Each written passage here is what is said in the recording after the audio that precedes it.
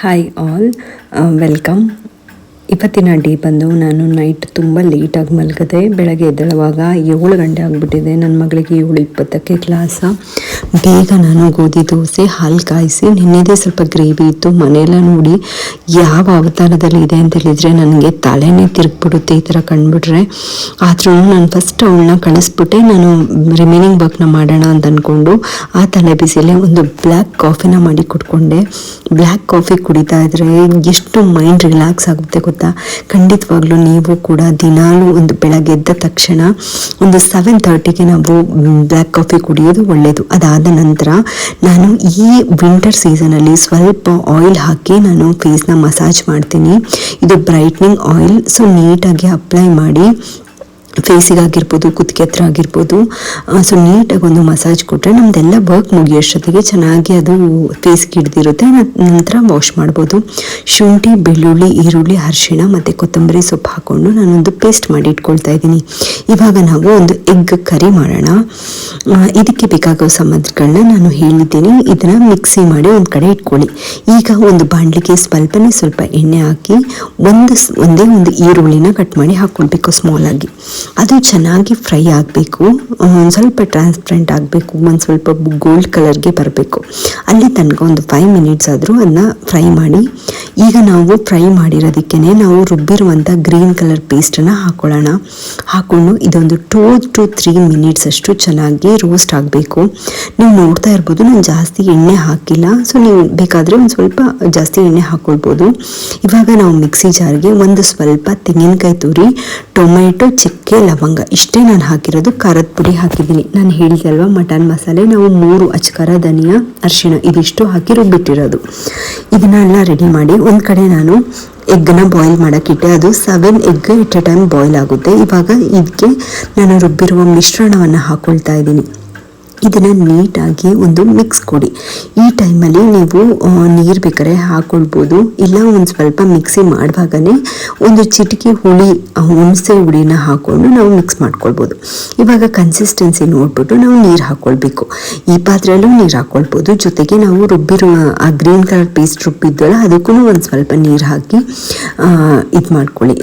ಅದನ್ನ ಜಾಸ್ತಿ ಹಾಕ್ಕೊಳ್ಬೋದು, ಇಲ್ಲ ಡೈರೆಕ್ಟಾಗಿ ನೀವು ಒಂದು ಚೊಂಬು ನೀರು ಕೂಡ ಹಾಕ್ಕೊಳ್ಬೋದು. ಇವಾಗ ನಾನು ಒಂದು ಸ್ವಲ್ಪ ಉಪ್ಪನ್ನ ಬೆರೆಸ್ತಾ ಇದ್ದೀನಿ. ರುಚಿಗೆ ತಕ್ಕಷ್ಟು ಕಲ್ಲುಪ್ಪು ಹಾಕಿ. ನನ್ನ ವ್ಲಾಗರ್ಸ್ಗೆ ಗೊತ್ತಿರುತ್ತೆ, ನಾನು ಡೈಲಿನೂ ಫಸ್ಟ್ ಅಡುಗೆಗೆ ಕಲ್ಲುಪ್ಪನ್ನ ಬಳಸ್ತೀನಿ, ಮತ್ತು ಅದನ್ನು ಬ್ಯಾಲೆನ್ಸ್ ಮಾಡೋಕ್ಕೆ ಮಾತ್ರ ಪೌಡರ್ ಉಪ್ಪನ್ನ ಬಳಸ್ತೀನಿ. ಸೊ ಇವಾಗ ನೀವು ನೋಡ್ತಾ ಇರ್ಬೋದು, ನಮಗೆ ಎಷ್ಟು ಬೇಕೋ ಅಷ್ಟು ಉಪ್ಪು ಹಾಕಿ ಕಲಸಿ ಒಂದು ಮಿಕ್ಸ್ ಕೊಟ್ಟು, ಅದಕ್ಕೆ ನಾವು ಬೇಕು ಅಂತ ಹೇಳಿದರೆ ಒಂದು ಸ್ವಲ್ಪ ನೀರನ್ನು ಕೂಡ ಆ್ಯಡ್ ಮಾಡ್ಬೋದು. ನನಗೆ ಇದು ತಿಕ್ ಅಂತ ಅನಿಸಿದೆ, ಸೊ ನಾನು ನೀರನ್ನ ಆ್ಯಡ್ ಮಾಡ್ತಾ ಇದ್ದೀನಿ. ಇವಾಗ ನೀವು ಒಂದು ಚೆನ್ನಾಗಿರೋ ಒಂದು ಮಿಕ್ಸ್ ಕೊಟ್ಟು ನಾನಿವಾಗ ಏನು ಮಾಡ್ತಾ ಇದ್ದೀನಿ ಅಂತ ಹೇಳಿದರೆ, ಬಾಯ್ಲ್ ಆಗೋಕ್ಕೂ ಆಲ್ರೆಡಿ ಇಕ್ಕಿಟ್ಟಿದ್ದೀನಿ. ಇದಕ್ಕೆ ನಾನು ಮೊಟ್ಟೆನ ಹಾಗೆ ಬಿಟ್ಬಿಟ್ಟು ಕೂಡ ತೋರಿಸ್ತೀನಿ ನಿಮಗೆ. ನಾವೊಂದು 6 ಎಗ್ನ ಈ ಥರ ಬಿಟ್ಬಿಟ್ಟು ಒಂದು 6 ಎಗ್ನ ಬಾಯ್ಲ್ ಮಾಡ್ಕೊಳ್ಬೋದು.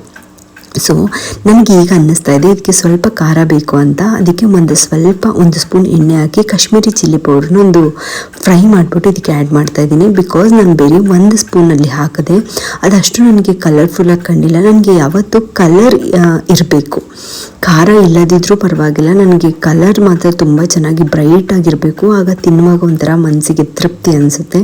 ಇವಾಗ ನೀವು ನೋಡ್ತಿರ್ಬೋದು, ನಾನು 1 ಟೇಬಲ್ ಸ್ಪೂನ್ ಅಷ್ಟು ಕಾಶ್ಮೀರಿ ಚಿಲ್ಲಿ ಪೌಡರ್ನ ಹಾಕಿದ್ದೀನಿ. ಹಾಗೆ ಒಂದು ಮಿಕ್ಸ್ ಕೊಟ್ಟು ಮುಚ್ಚಿ ಒಂದು 10 ಮಿನಿಟ್ಸ್ ಬಿಟ್ಬಿಡಿ. ಚೆನ್ನಾಗಿ ಈಗ ಕುದ್ದು ನೀವು ನೋಡ್ತಾ ಇರ್ಬೋದು, ಸೈಡಲ್ಲೆಲ್ಲ ಆಯಿಲ್ ಬಿಟ್ಕೊಂಡಿದೆ. ಇವಾಗ ನಾವು ಒಂದೊಂದೇ ಎಗ್ಗನ್ನ ಒಂದು ಕಡೆಯಿಂದ ಹಾಕೊಂಡು ಬರಬೇಕು. ಸೊ ಈ ಪಾಯಿಂಟಲ್ಲಿ ನಾನು ಒಂದು 6 ಎಗ್ಗನ್ನ ಬಳಸಿದ್ದೀನಿ. ಕೆಲವರು ಮೊಟ್ಟೆ ಹಾಳಾಗಿದೆ ಅಂತ ಚೆಕ್ ಮಾಡೋಕ್ಕೆ ಕೂಡ ಬೇರೆ ಒಂದು ಬೌಲಿಗೆ ಹಾಕಿ ಇದನ್ನ ಟ್ರಾನ್ಸ್ಫರ್ ಮಾಡ್ತಾರೆ. ಬಟ್ ನಾನು ತಂದಿರೋ ಎಗ್ ಫ್ರೆಶ್, ಅವಾಗಷ್ಟೇ ಲೋಡ್ ಬಂದಿತ್ತು, ಅದಕ್ಕೋಸ್ಕರ ನಾನು ಡೈರೆಕ್ಟಾಗಿ ಹಾಕ್ತಾ ಇದ್ದೀನಿ. ಇದು ನನಗೆ ಅಭ್ಯಾಸ ಇರೋದ್ರಿಂದ ನಾನು ಈ ಥರ ರೊಟೇಷನಲ್ಲಿ 6 ಎಗ್ಗನ್ನ ಹಾಕಿದ್ದೀನಿ. ನೀವು ನೋಡ್ತಾ ಇರ್ಬೋದು, ನಮಗೆ ಒಂದರ ಮೇಲೆ ಒಂದು ಬೀಳಬಾರ್ದು, ಅದು ಬಿಟ್ಟು ನಾವು ಸಪ್ರೇಟ್ ಹಾಕೊಂಡು ಬರ್ತಾ ಇದ್ರೆ ಅಲ್ಲಿಗೆ ಅದನ್ನ ಮುಚ್ಚಿಟ್ಬಿಟ್ರೆ ಚೆನ್ನಾಗಿ ಬಾಯ್ಲ್ ಆಗಿರುತ್ತೆ. ಸೊ ನೀವು ನಂಬ್ತಿರೋ ಬಿಡ್ತಿರೋ, ನಾನು ರೆಗ್ಯುಲರಾಗಿ ಇದೇ ಒಂದು ಕುಕ್ಕರಲ್ಲಿ ಮಾಡ್ತೀನಿ. ಬಿಕಾಸ್ ಕುಕ್ಕರಲ್ಲಿ ಮಾಡೋದ್ರಿಂದ ನಮಗೆ ಆ ಪಾತ್ರೆ ಸೈಜ್ ಜಾಸ್ತಿ ಇರುತ್ತೆ, ಅಂದರೆ ಥಿಕ್ನೆಸ್ ಜಾಸ್ತಿ ಇರುತ್ತೆ, ಅದು ಸ್ವಲ್ಪ ವಿಡ್ತನೂ ಅಗಲವಾಗಿರುತ್ತೆ, ಅದಕ್ಕೆ ಬೆಸ್ಟ್ ಅಂತೇಳಿ ಮೇಲೆ ಇಟ್ಟು ಒಂದು 5 ಮಿನಿಟ್ಸ್ ನೀವು ಇದಕ್ಕೆ ಆಮೇಲೆ ಇಟ್ಬಿಡಿ. ಇವಾಗ ನಾನು ಮಧ್ಯಾಹ್ನಕ್ಕೆ ರೈಸ್ ಬದಲು ನವಣೆ ರೈಸ್ನ ಮಾಡಿ ತೋರಿಸ್ತಾ ಇದ್ದೀನಿ. 1 ಗ್ಲಾಸ್ ನಾವು ಇದು ಹಾಕಿದರೆ ನನಗೆ, ನನ್ನ ಹಸ್ಬೆಂಡ್ಗೆ, ನಮ್ಮ ಮಾವನಿಗೆ 3 ಜನಕ್ಕೂ ಇದು ಸಾಕು. ಅದಕ್ಕೋಸ್ಕರ ನಾನು 1 ಗ್ಲಾಸ್ ಅಕ್ಕಿ ತಗೊಂಡಿದ್ದೀನಿ, ನವಣೆ ಅಕ್ಕಿ. ಅದನ್ನು ಒಂದು ಚೆನ್ನಾಗಿ ವಾಶ್ ಮಾಡಿ ಅದಕ್ಕೆ 1:3 ರೇಷಿಯೋದಲ್ಲಿ ನಾವು ವಾಟರ್ನ ಹಾಕ್ತೀವಿ.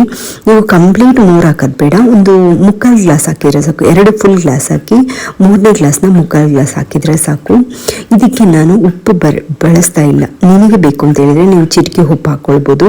ಇದನ್ನು ನಾವು ಡಬಲ್ ಬಾಯ್ಲಿಂಗ್ ಸ್ಟೀಮಿಂಗ್ ಮೆಥಡಲ್ಲಿ ಬಾಯ್ಲ್ ಮಾಡೋಕ್ಕೆ ಇದು ನೀರು ಕಂಪ್ಲೀಟ್ ಆದಮೇಲೆ ಒಂದು ಕುಕ್ಕರಲ್ಲಿ 1 ಗ್ಲಾಸ್ ನೀರು ಹಾಕಿ ಅದಕ್ಕೆ ಕೆಳಗೆ ರಿಂಗ್ ಇಟ್ಟು ಅದರ ಮೇಲೆ ಈ ಪಾತ್ರೆನ ಇಡ್ತೀನಿ.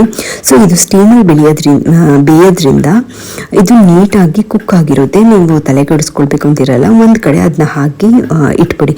ಈ ಕಡೆ ಸಾರು ನೋಡಿ, ನೀವು ನೋಡ್ತಾ ಇರ್ಬೋದು ಚೆನ್ನಾಗಿ ಬಬಲ್ಸ್ ಬರ್ತಾ ಇದೆ, ಜೊತೆಗೆ ಸೈಡಲ್ಲೆಲ್ಲನೂ ಬಿಟ್ಕೊಂಡಿದೆ. ಸೊ ಇವಾಗ ನೀವು ಎಲ್ಲೂ ನನಗೆ ಮೊಟ್ಟೆ ಒಡೆದಿರೋದು ನೀವು ಕಾಣಿಸ್ತಾನೆ ಇಲ್ಲ, ಬಿಕಾಸ್ ಹೋಲ್ ಎಗ್ ಹಂಗೇನೆ ಬಾಯ್ಲ್ ಆಗಿದೆ. ಸೊ ಇದನ್ನ ನೀಟಾಗಿ ಚಿಕನ್ ಗ್ರೇವಿ ಎಲ್ಲ ಉಳ್ಕೊಂಡಿರೋ ಟೈಮಲ್ಲಿ ಅಂತ ಈ ಥರ ಮಾಡಿಬಿಟ್ರೆ ಇನ್ನೂ ಸಖತ್ತಾಗಿರುತ್ತೆ. ಸೊ ಇವಾಗ ನಾನು ಇದ್ರ ಜೊತೆ ನಾನು ಬಾಯ್ಲ್ ಮಾಡಿದ್ದೆಲ್ಲ 6 ಎಗ್ ಅದನ್ನು ಕೂಡ ಹಾಕೊಳ್ತಿದ್ದೀನಿ. 1 ಡಜನ್ ನಾನು ಮಾಡಿದೆ. ಇದರಲ್ಲಿ 6 ಹಾಕಿದ್ದೀನಿ. 6ನ ಹಂಗೆ ಬಾಯ್ಲ್ ಮಾಡಿ ಹಾಕಿದ್ದೀನಿ. ಈಗ ಇದನ್ನ ಇನ್ನೂ ಟೇಸ್ಟ್ ಎನ್ಹಾನ್ಸ್ ಮಾಡೋಕ್ಕೋಸ್ಕರ ಕೊತ್ತಂಬರಿ ಸೊಪ್ಪನ್ನ ನೀಟಾಗಿ ಕಟ್ ಮಾಡಿ ಹಾಕ್ಬಿಡಿ. ಘಮ ಘಮ ಘಮ ಅಂತೇಳಿ ಸಾರು ರೆಡಿಯಾಗಿದೆ. ಇವಾಗ ನೀಟಾಗಿ ಒಂದು ಸ್ಪ್ರೆಡ್ ಮಾಡಿ ಸೊಪ್ಪುಗಳನ್ನೆಲ್ಲ ಆಚೆ ಮಾಡಿ ಒಂದು ಕ್ಲೋಸ್ ಮಾಡಿಬಿಟ್ರೆ ಸಖತ್ತಾಗಿರುತ್ತೆ. ಇವಾಗ ನಾನು ಫೇಸ್ಗೆ ಅಪ್ಲೈ ಮಾಡಿದ್ದೆಲ್ಲ ಆಯಿಲ್ನ ಅದನ್ನ ಹಂಗೇ ವಾಶ್ ಮಾಡಿಕೊಂಡು ಬಂದಿದ್ದೀನಿ. ಸೊ ಈಗ ನೀವು ನೋಡ್ತಾ ಇರ್ಬೋದು ನಮ್ಮ ಸ್ಕಿನ್ ಈ ವಿಂಟರ್ ಸೀಸನಲ್ಲಿ ತುಂಬ ಡ್ರೈ ಆಗಿರುತ್ತೆ, ಒಂಥರ ವೈಟ್ ಪ್ಯಾಚಸ್ ಕೂಡ ಬರ್ತಾ ಇರುತ್ತೆ, ಅಬ್ಸರ್ವ್ ಮಾಡ್ತಾ ಇರ್ಬೋದು. ಅದನ್ನೆಲ್ಲ ಪ್ರಿವೆಂಟ್ ಮಾಡೋಕ್ಕೆ ನೀವು ಇದೇ ಆಯಿಲ್ ಅಂತಿಲ್ಲ, ಗ್ಲೋಯಿಂಗ್ ಆಯಿಲೇ ಬೇಕು ಅಂತಿಲ್ಲ, ಸಿಂಪಲ್ ಆಗಿ ತೆಂಗಿನೆಣ್ಣೆ ಹಾಕಿದ್ರು ಕೂಡ ಫೇಸ್ ತುಂಬ ಹೆಲ್ದಿಯಾಗಿರುತ್ತೆ. ಅದನ್ನು ಅಭ್ಯಾಸ ಮಾಡ್ಕೊಳ್ಳಿ. ಇದಾದ ತಕ್ಷಣ ನಾನು ಬಟರ್ ಟೀ ಇಲ್ಲದೆ ನಾನು ಬದುಕೋದೇ ಇಲ್ಲ.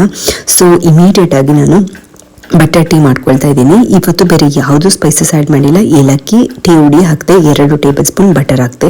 ಚೆನ್ನಾಗಿ ಬಾಯ್ಲ್ ಆಗಬೇಕು. ಅದು ಬಟರ್ ಕರಗಿದ ತಕ್ಷಣವೇ ನೀವು ಸ್ಟ್ರೈನ್ ಮಾಡ್ಕೊಳ್ಬೋದು. ತುಂಬ ಬಟರ್ ಹಾಕಿ ಕಾಯಿಸ್ಬೇಕು ಅಂತಿಲ್ಲ, ಒಳ್ಳೆ ಹಾರ್ಲಿಕ್ಸ್ ಕೊಡ್ದ ಟೇಸ್ಟ್ ಇರುತ್ತೆ. ನಾನು ಟೀ ಹುಡಿ ಸ್ವಲ್ಪ ಪ್ರಮಾಣದಲ್ಲಿ ಹಾಕಿದ್ದೀನಿ, ಬಿಕಾಸ್ ನನಗೆ ಸ್ಟ್ರಾಂಗ್ ಆಗಿ ಬೇಡ. ನನಗೆ ನಾನು ಶುಗರ್ ಹಾಕದೆ ಕುಡಿಯೋದ್ರಿಂದ ತುಂಬ ಸ್ಟ್ರಾಂಗ್ ಆದರೆ ಕುಡಿಯೋಕ್ಕಾಗಲ್ಲ. ನೀವು ನೋಡ್ತಾ ಇರ್ಬೋದು ಹಾರ್ಲಿಕ್ಸ್ ಅಂದರೆ ಹಾರ್ಲಿಕ್ಸ್. ಸೊ ಒಂದು ಕಡೆ ಅನ್ನ ಆಯಿತು, ಅನ್ನ ಅಂದರೆ ನವಣೆ ಹಾಕಿದ ಅನ್ನ ಆಗಿದೆ, ನೆಕ್ಸ್ಟ್ ಮೊಟ್ಟೆ ಸಾರಾಗಿದೆ. ಸೊ ಇದಿಷ್ಟು ಕೆಲಸ ಮುಗಿಯೋಷ್ಟರಲ್ಲಿ 11:30 ಆಗಿದೆ. 12:30ಗೆ ನನ್ನ ಹೀರೋ ಬರ್ತಾನೆ, ನನ್ನ ಮಗ. ಸೊ ಅವ್ನು ಬರೋದ್ರೊಳಗೆ ಒಂದು ಸ್ವಲ್ಪ ಆದರೂ ನಾನು ನೀಟಾಗಿ ನೋಟ್ಸ್ ಏನಾದ್ರು ಮಾಡ್ಕೊಳ್ಳೋಣ ಅಂತೇಳಿ ಮಾಡ್ತಾ ಇದ್ದೆ. ಜೊತೆಗೆ ಅವನಿಗೆ ಅಂತೇಳಿ ಒಂದು ಪುಸಿ ಕ್ಯಾಟ್ದು ದೋಸೆ ಮಾಡಿದ್ದೀನಿ. ನನಗೆ 2 ಎಗ್, ನೆನ್ನೆದು ಒಂದು ಸ್ವಲ್ಪ ಸಾಂಬಾರಿತ್ತು, ನವಣೆ ರೈಸ್. ಇದನ್ನು ನಾನು ತಿನ್ಕೊಂಡೆ. ಅರೌಂಡ್ 1:30ಗೆ ನಾನು ಊಟ ಮಾಡ್ತಾ ಇದ್ದೀನಿ. ಸೊ ಸಖತ್ತಾಗಿತ್ತು. ನನಗೆ ತಿನ್ನೋ ಅಭ್ಯಾಸ ಇದೆ, ಅದಕ್ಕೆ ನನಗೆ ಖುಷಿಯಿಂದ ನಾನು ತಿಂತೀನಿ. ನಿಮ್ಗೇನಾದರೂ ನವಣೆ ತಿನ್ನೋದು ಇಷ್ಟ ಇಲ್ಲ ಅಂದರೆ ನವಣೆ ದೋಸೆ ಮಾಡ್ಕೊಳ್ಬೋದು. ಈವ್ನಿಂಗ್ ನಾನು ಒಂದು ಸ್ಟ್ರಾಂಗ್ ಕಾಫಿ ಮಾಡಿಕೊಂಡು ಜೊತೆಗೆ 2 ಬಿಸ್ಕೆಟ್ ತಿಂದೆ. ನೈಟ್ ನಾನು ರಾತ್ರಿ ಓದಕ್ಕಿರುತ್ತೆ ಅಂತ ಹೇಳ್ಬಿಟ್ಟು ಒಂದು ಸ್ಮೂತಿ ಮಾಡಿಕೊಂಡೆ. ಯೂಶ್ವಲಿ ನೀವು ನಂದು ಓಟ್ ಸ್ಮೂತಿ ನೋಡಿರ್ತೀರಾ, ಎಲ್ಲನೂ ಹಾಕಿ ಮಾಡ್ಕೊಳ್ಳೋದು.